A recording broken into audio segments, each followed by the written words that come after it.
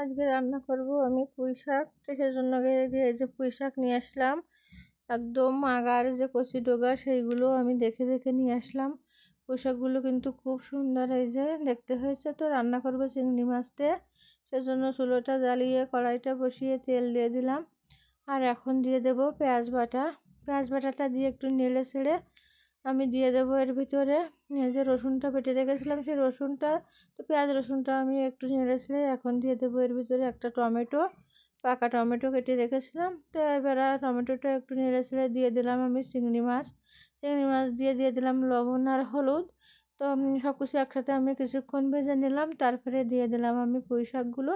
তো পুঁই শাকগুলো দিয়ে আমি একটু লবণ, একটু হলুদ আর দিয়ে দিলাম এই যে কাঁচা ঝাল কয়টা। তো সব কিছু দিয়ে আমি কিছুক্ষণ কষিয়ে এখন জল দিয়ে ঢাকা দিয়ে দিলাম।